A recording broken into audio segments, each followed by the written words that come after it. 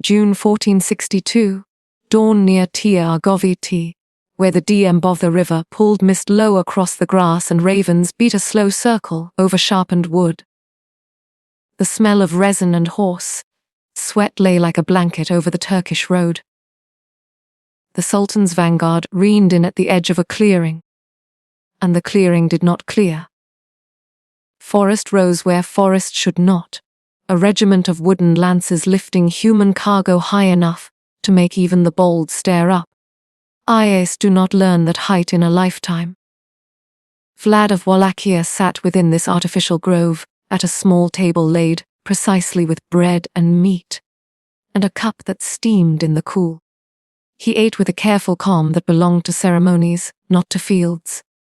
Men freeze when appetite refuses to blink. He was not a count. He was a voivode, a warlord. The son of Drakel, whose dragon badge had hung from his father's neck as a promise to fight the Turk. But the centuries would rename him in fiction, and then backdate the title. Stories fix what facts resist. In the saddle fog beyond his private table, Sultan Mehmed Ei's officers halted and weighed numbers against nerves, and they found nerves wanting. Strategy has trouble breathing when surrounded by stakes. That morning's sight was not the beginning, only the apex of a doctrine already in motion. Power expressed in public geometry. And the man at the table had been rehearsing its grammar for years. Fear can be engineered. Vlad III, called Erpiv, the Impala, had seized his second reign with a ledger of grudges and a plan to erase them. He measured distance in hours to the Danube, not in courtesies between courts. In 1456, he took back Wallachia with Hungarian backing and an appetite for order that had no patience left for boyars who imagined they were lords in fact, rather than in fiction. He summoned them to Argoviti on Easter and matched ceremony to sentence, executing the old guard and marching the younger into forced labor to build his fortress at Poenari. Mercy, in his book, did not build walls. Wallachia lay where empires rubbed and sparked, a small principality shouldering the Ottoman frontier, while peering north to Hungary for aid and threat in equal measure. Geography drafted policy. The boy who had once been a hostage in Edirne, under the Ottoman eye, now wrote his own lines in iron and fire. And he set about making the roads safe by making the punishment for theft so visible that even thieves flinched from their own profession. Deterrence became landscape. The German pamphlets and songs that would carry his name up and down the Rhine and into Saxon towns in Transylvania recorded the result with a moral clarity that doubled as propaganda. They called him Mabutend and wild, mad and savage, and then they listed as if inventory were absolution. One tale set in the pamphlets black. Letter type told how he invited the poor and the sick and the beggars of his land to a great banquet, fed them with meat and wine and a king's smile, then asked if they wished to be free of their burdens. They said yes, as people do when the room is warm. He had the hall barred and set alight.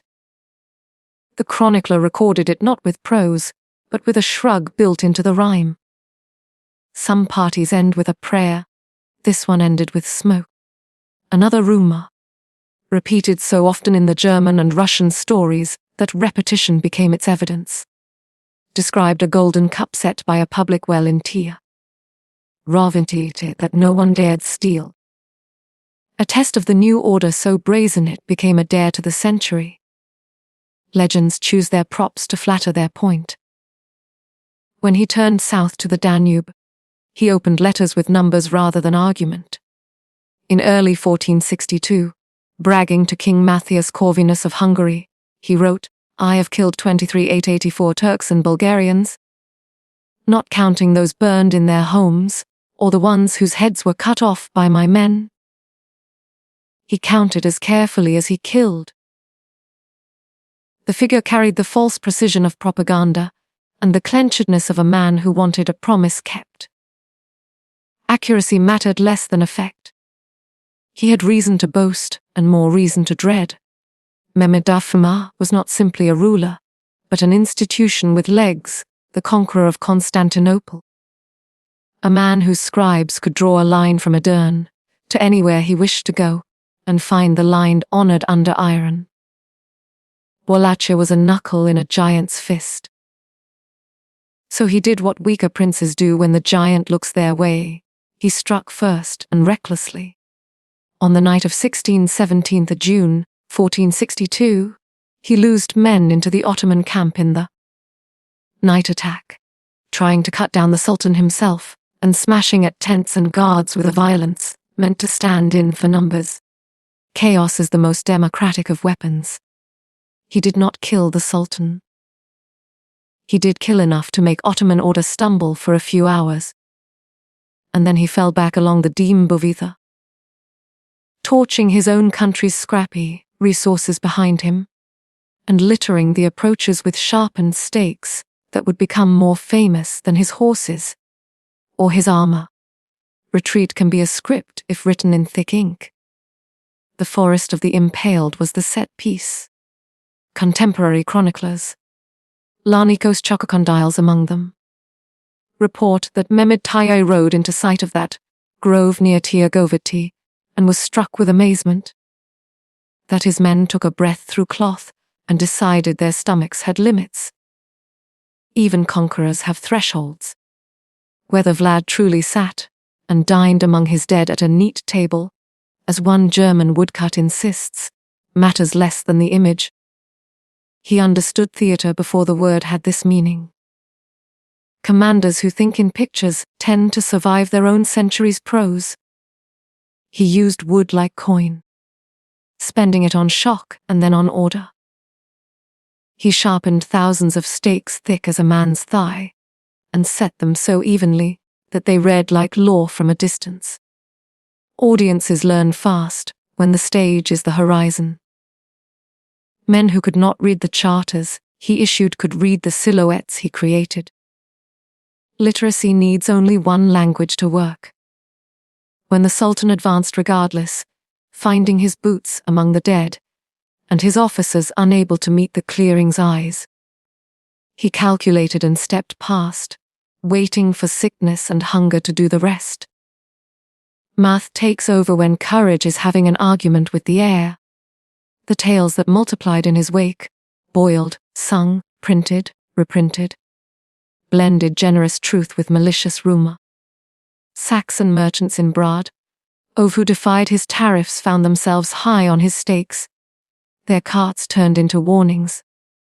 Women accused of infidelity faced death in stories that read more like sermons than reports. Ambassadors, whose hats he disliked, wore them at an angle they would carry to the grave. The pamphleteers knew their audience. He liked to be seen, the stories say.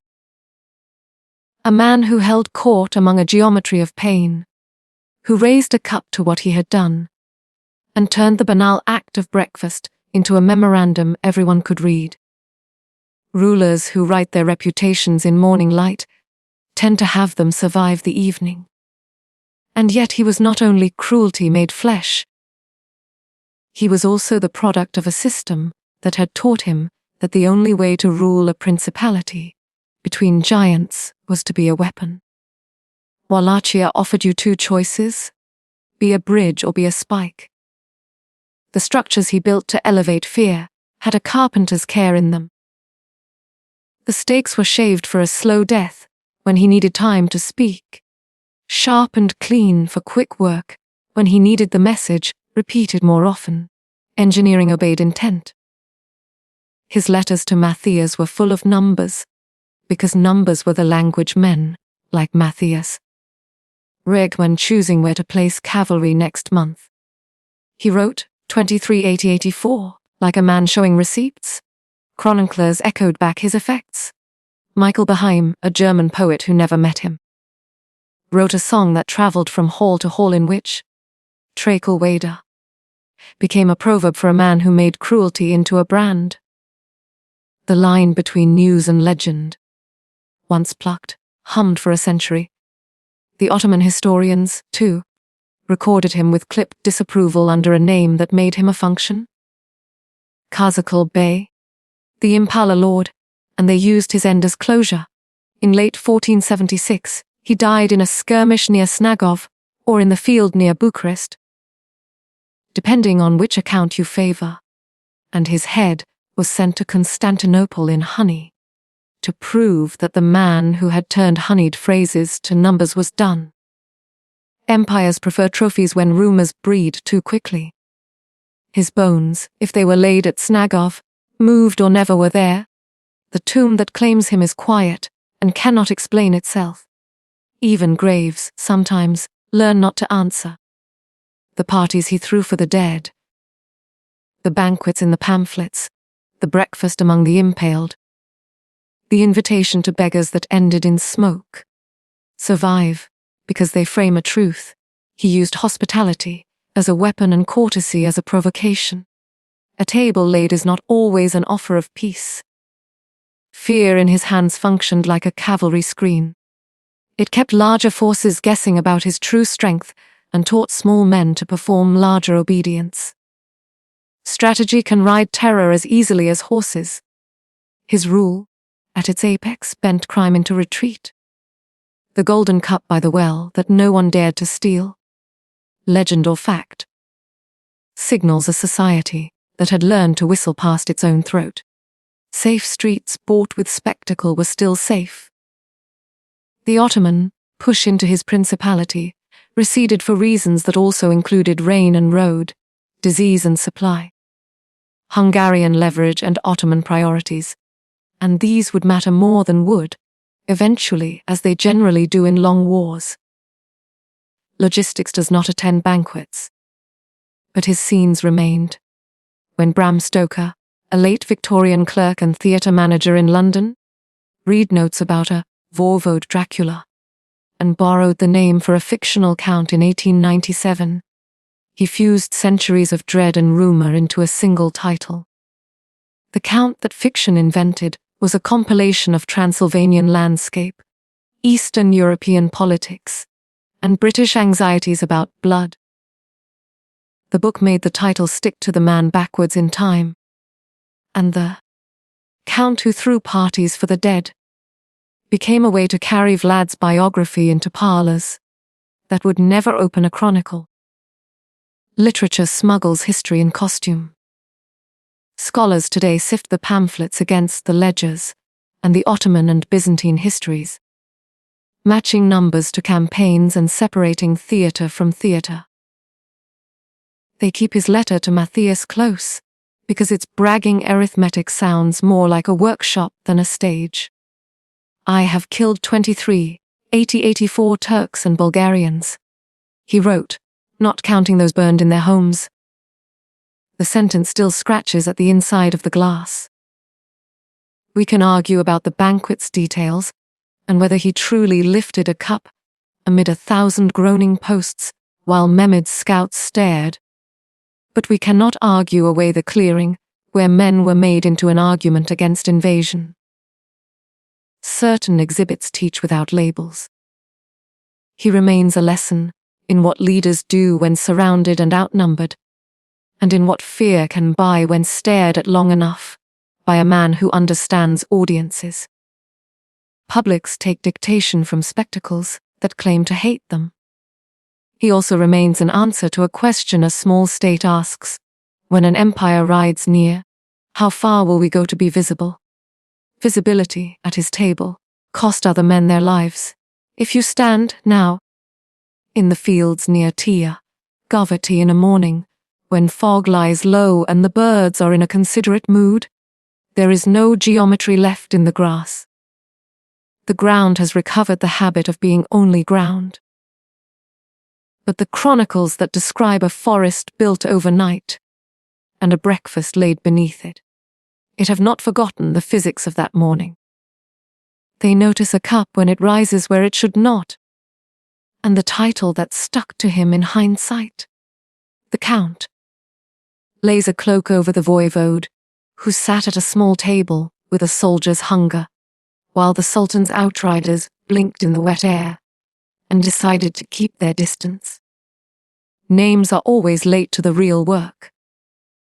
The Count who threw parties for the dead has become an anchor for every tale that wants to measure cruelty with ceremony, and an answer for every war that assigns its smallest princes the task of teaching giants to hesitate. Some feasts, once served, keep feeding the story that named them.